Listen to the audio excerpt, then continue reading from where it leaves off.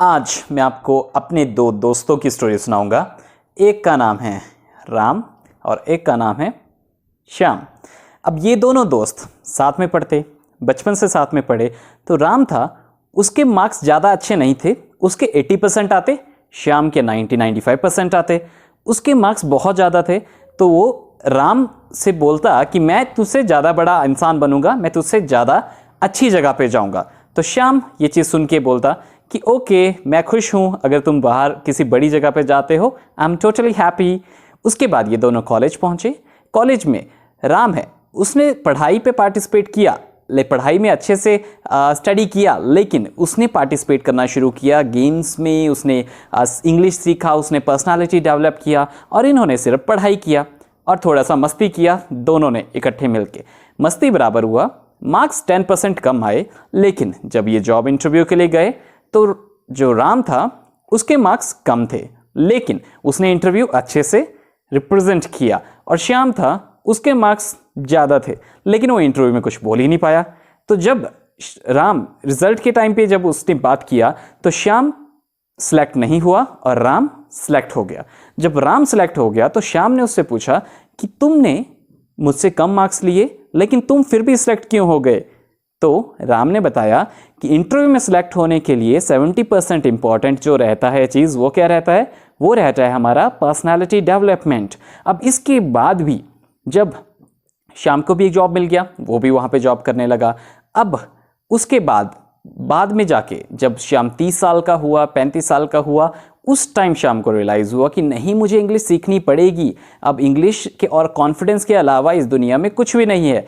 तो राम ने जिस चीज़ को 20 साल पहले सीखा, श्याम उस चीज़ को 20 साल बाद सीखने लगा।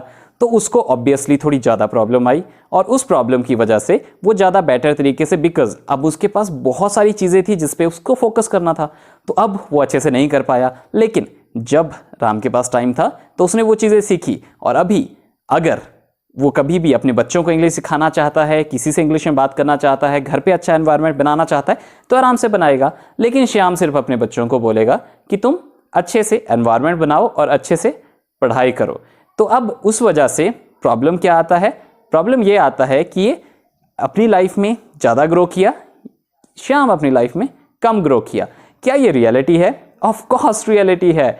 आप देखिए, जितने भी लोग, राम श्याम को भी छोड़ते हैं, जितने भी लोग अभी पढ़ाई कर रहे हैं, किसी चीज़ की तैयारी कर रहे हैं, वो अगर पर्सनालिटी उनकी अच्छी नहीं है, तो आप लोगों ने, अगर उनका इंग्लिश स्पीकिंग अच्छा नहीं है, कॉन्फिडेंस अच्छा नहीं है, तो कितने लोगों के साथ ऐसा हुआ है कि प्रमोशन उनको मिलना था, किसी और को मिला।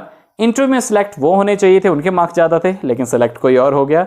कितने लोगों को ऐसा हुआ कि जब कॉलेज पे स्टेज पे जाते थे, प्रेजेंटेशन करते थे, तो कोई और प्रेजेंट कर पाता था। तो आप श्याम बनना चाहते हो या राम बनना चाहते हो, ये आपके ऊपर है। लेकिन 3 जगह है जहां से आप श्याम की जगह पर राम बन सकते हो।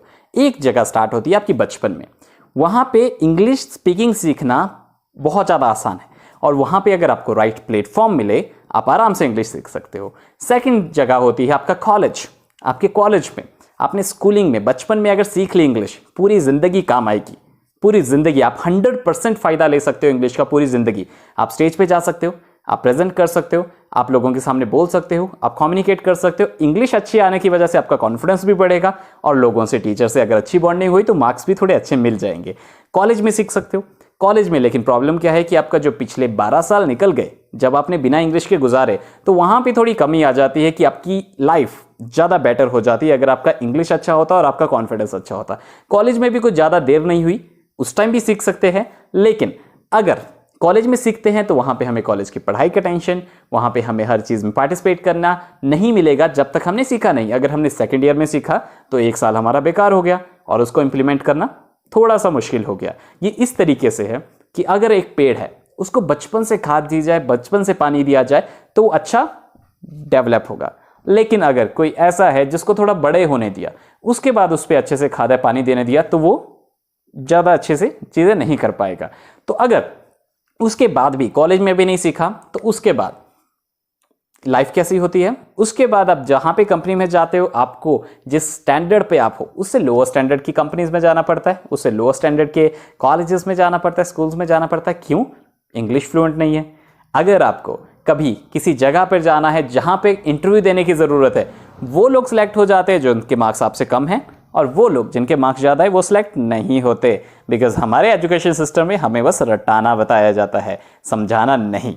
तो उस तरीके से अब अगर आपने लाइफ थोड़ी आगे गुजार दी, आपने बोला ठीक है मैं छोटे स्कूल्स में, छोटे कंपनीज़ में, छोटे ऑर्गेनाइजेशन में काम कर लूँगा, कोई प्रॉब्लम नहीं, लेकिन उसके बाद जब आपके